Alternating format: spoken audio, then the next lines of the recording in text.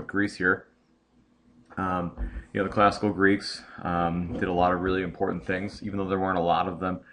We know that the Greeks were really one of the first people to kind of dabble with democracy. The Athenians had a direct form of democracy. Not that um, it was a huge form of democracy. I mean, the city of Athens probably only had 10, 12,000 people, but they were really the first ones to kind of have this idea that the people should kind of have the power.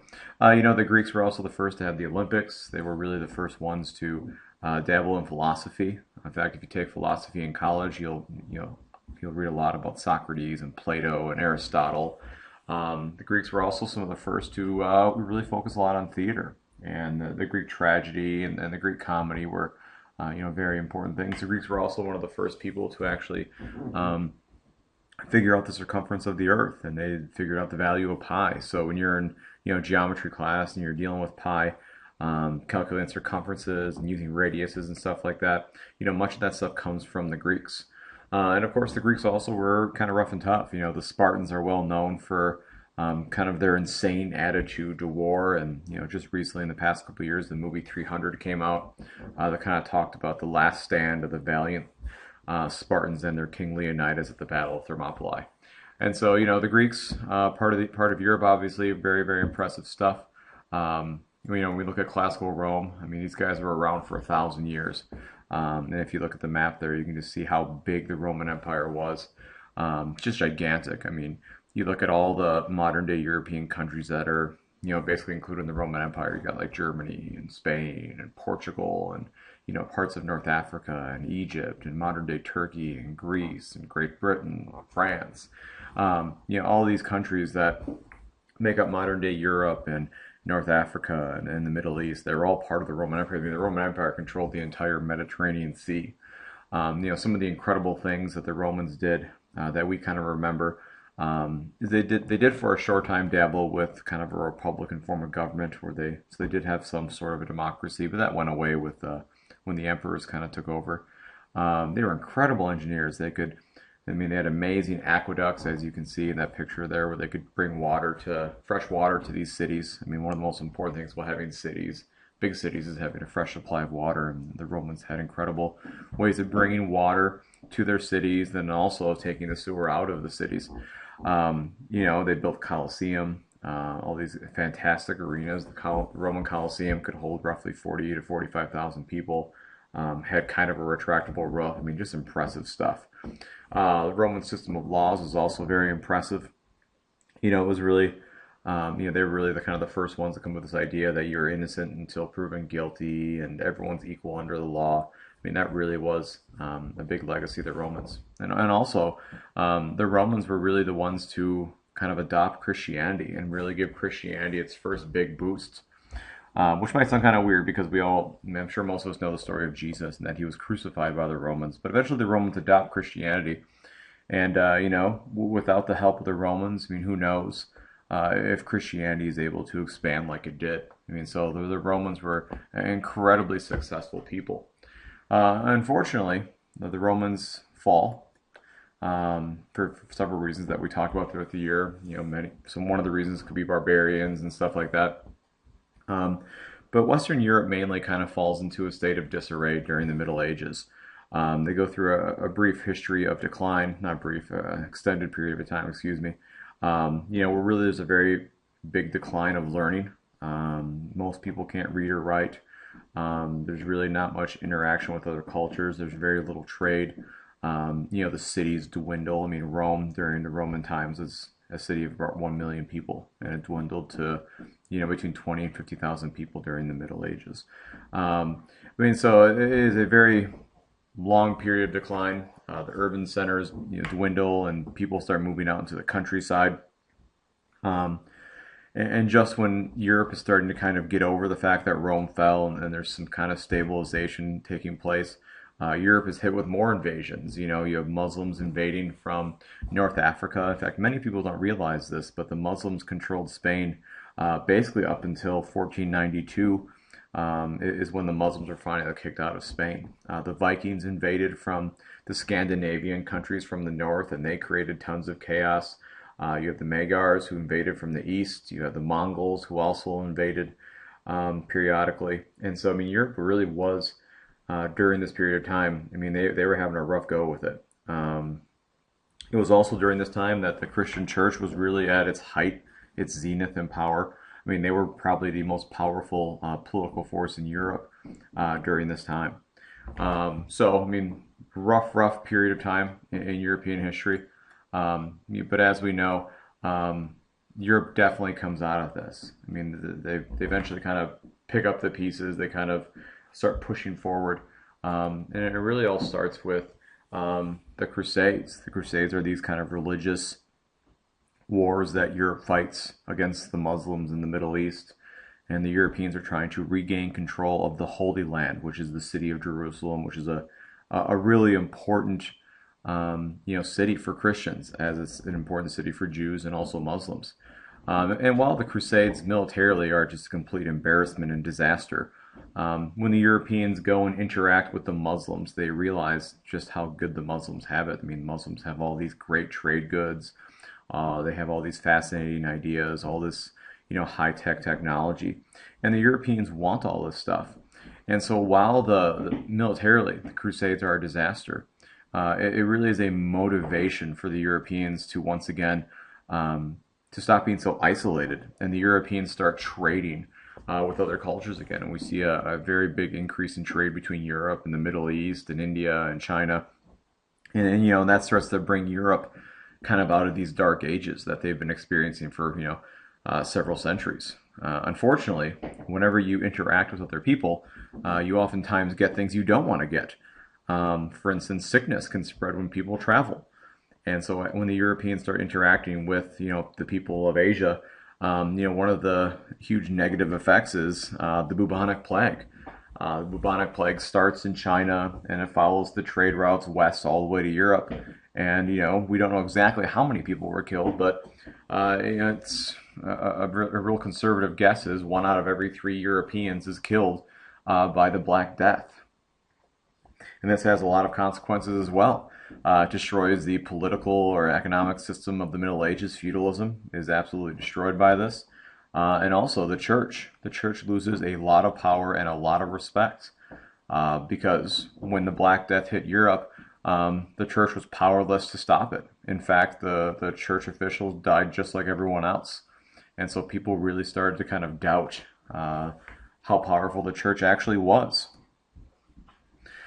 And then we also talked a little bit about the Renaissance. The Renaissance is really what everyone kind of considers that spark that really kind of changes things for the Europeans. There finally is this rebirth of learning, of art and education. And you see all these amazing works of art and architecture, start to pop up through Europe. You have the great artists like Da Vinci creating the Mona Lisa, Donatello's Statue of David, and Michelangelo's Statue of David as well. So you have all these great artists making these beautiful works of art, and culture is returning to Europe once again. And also people are just more interested in learning. There is a thirst, there is a craving for knowledge, and that's going to bring about lots of discoveries of the natural world, which is an important step for Europe as well. So we have kind of all these different things happening. People are challenging all these new ideas. People are challenging even their religion. During the 1500s, Europe has kind of a very violent movement called the Reformation, where there is basically a breakaway movement from the Catholic Church. Reformers like Martin Luther, John Calvin, Hus, even Henry VIII in England. They challenge the authority of the Catholic Church, and they basically lead breakaway movements from the Catholic Church. And there's a lot of violence that goes on as a result of this. But it's really during this kind of reawakening of Europe where people are just challenging all these old beliefs that, Christianity is further fragmented. So when you go and you see a Lutheran church and a Presbyterian church and an Anglican church, that's a result of this period of European history where there's all these everyone was challenging kind of the status quo. There's all this change going on in Europe. In addition to the Reformation, the Europeans also started to kind of branch out and they started to explore the world. And so really starting with Columbus in 1492 and then going through the 1600s, the Europeans pretty much just took off and went all around the world, learning all this new stuff about the world. So you can just kind of see all those voyages of all these European explorers and stuff. Um, and this had obviously a huge impact on how our world develops. The main reason for exploration was trade. The Europeans wanted to get to China and India so they could trade with the Chinese and the Indians. Columbus thinks he can find the Asia by sailing west, and luckily enough, he finds the Americas. Columbus really doesn't understand what he's found, but other Europeans obviously follow, and they continue to explore his quote-unquote discovery. And they start to realize they found a new continent, and they start to interact more with the people there. They start to bring new plants and animals to the Americas, start to bring new plants and animals back to Europe and Africa and Asia. And this is known as the Columbian Exchange. And for the first time in thousands and thousands of years, the Western Hemisphere, which is the Americas, and the Eastern Hemisphere, which is Eurasia and Africa, are artificially connected. And it has just huge impacts on how this world will develop. Um, there are lots of diseases that existed in the Eastern Hemisphere that did not exist in the Western Hemisphere.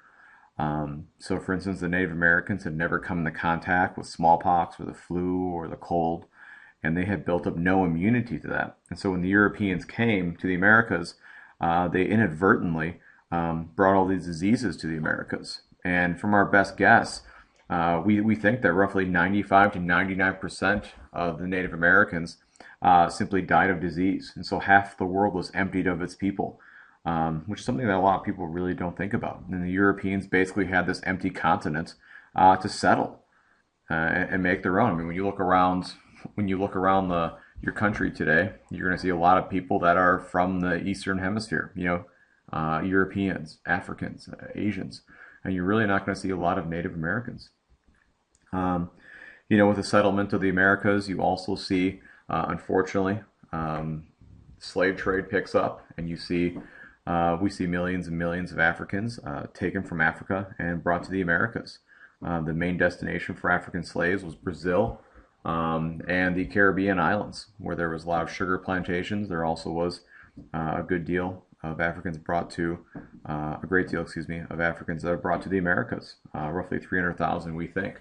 So a lot of consequences to European exploration. Um, we also see during this kind of emergence of Europe, we see this advancement in science, the scientific revolution. We see a lot of advancements there. We see advancements in astronomy with Galileo using the telescope and Copernicus with his heliocentric theory. We see advancements in physics with Newton and his theory of gravity, Descartes with the scientific method. For the first time, medicine is able to figure out how vaccines work, and now we're able to combat diseases like smallpox and stuff like that.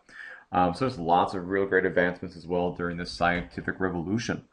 Um, and finally, we see other advancements in politics. The Enlightenment philosophers discuss, what's the best form of government.